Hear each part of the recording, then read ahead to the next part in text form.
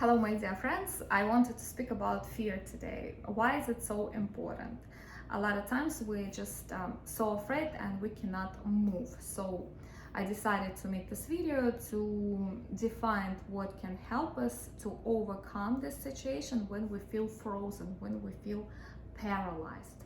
Today is a nice Saturday. I'm full of energy and I hope I can come up with great ideas. And as a hypnotherapist, as a coach, I can see that people divide into three groups. Some people get so afraid and they get numb, they afraid to move, and I have to help them out to get out of the state. When they're sitting on the couch for 10 years and doing nothing, when they're afraid to apply for the new job, when they're afraid of a love and relationship. And every person has his and her own reasons to do this, and usually it comes from parents. We either looking at the parents or we either listening to them. And there's also another group of people that actually react to their fear in an adequate way. For example, we see the monster, we're afraid to be killed, and then we become faster, we become smarter, and later on we are grown this thicker skin, better skills. We know how to hide from the danger, and it makes us strong, it makes us powerful, it makes us more like inspired by, and we get inspired by our own actions.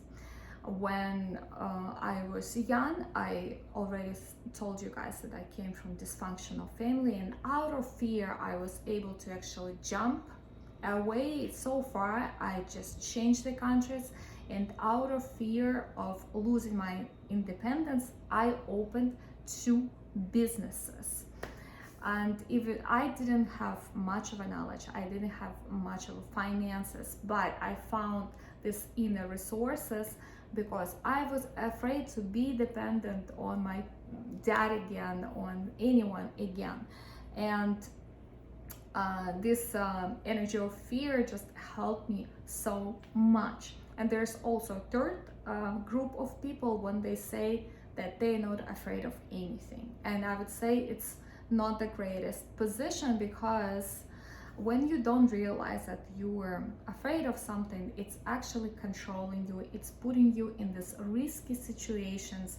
When you get arrested, when you get into this type of fights, when you're losing your money, your resources, when you're putting under risk your family. So it's super important to use fear as your guard, because it's a #1 condition for our survival. We're afraid, it's signaling our system, our mind, the body, that we have to be careful, we have to be aware. And super important thing to actually admit, yes, I am so afraid, I'm so freaking afraid right now. What makes my heart moving so fast? Why am I so afraid?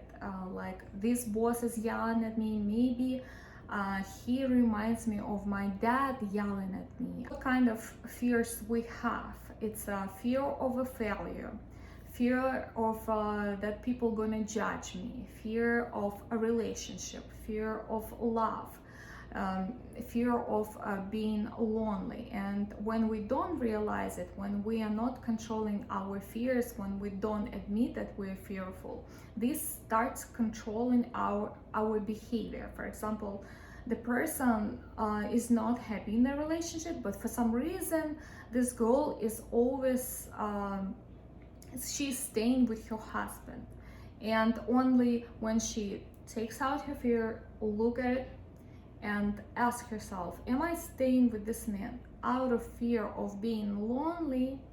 Am I afraid of what's gonna happen if I actually go and try to have a relationship with someone else? What's gonna happen? So great way to break your fear, actually start asking these questions. For example, if I'm so fearful of this situation, what would be the plan B? What would be the plan B if I can't develop my business? Maybe I'll just go back to my previous work, right? Maybe I'm gonna lose some money, but risk is worthy, and at the end of the day I'll just go back to work.